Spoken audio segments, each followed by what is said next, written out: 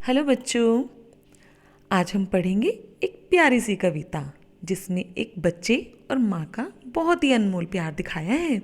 कदम का पेड़, पाठ 17, पेज नंबर 106। कदम का पेड़। यह कदम का पेड़ अगर माँ होता यमुना तीरे, मैं भी उस पर बैठ कन्हैया बनता धीरे धीरे।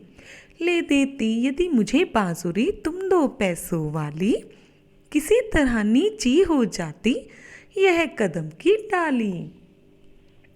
तुम्हें नहीं कुछ कहता पर मैं चुपके चुपके आता, उस नीची डाली से अम्मा ऊंचे पर चढ़ जाता।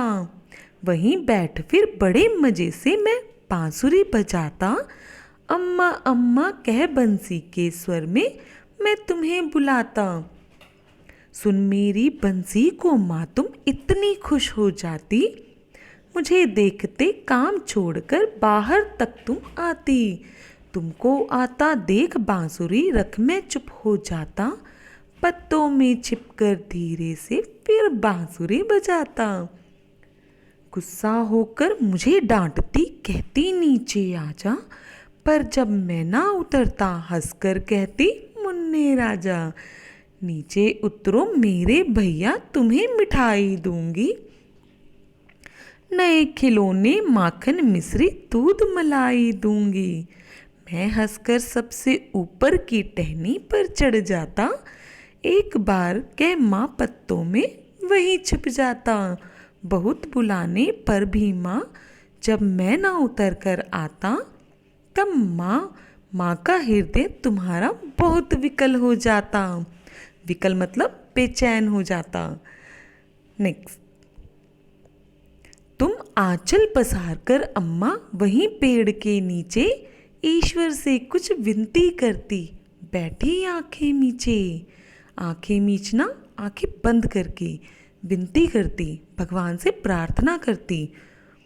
तुम्हें ध्यान में लगा देख मैं धीरे धीरे आता, और तुम्हारे फैले आंचल के नीचे छुप जाता। तुम घबराकर आंखें खोलती फिर खुश हो जाती, जब अपने मुन्ना राजा को गोदी में ही पाती। इसी तरह कुछ खेला करते हम तुम धीरे धीरे, माँ कदम का पेड़ अगर होता यमुना तीरे। ये कविता सुभद्रा कुमारी चौहान जी ने लिखी है।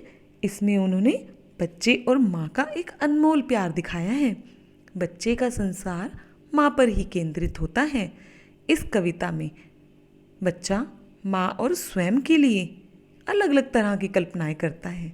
वह सोचता है कि यदि यह कदम का पेड़ यमुना के किनारे होता तो वह उस पर बैठकर कन्हैया की तरह बांसुरी बजाता, उस बांसुरी की धुन से माँ को पुकारता।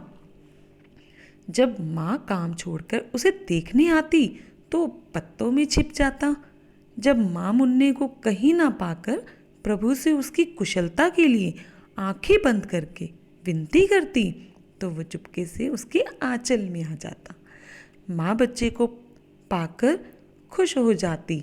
इसी प्रकार माँ और बच्चे का अटूट रिश्ता और भी गहरा हो जाता है, जैसे आपका और आपकी मम्मी का होता है ना। कैसी लगी आपको ये कविता? बहुत अच्छी लगी होगी, है ना?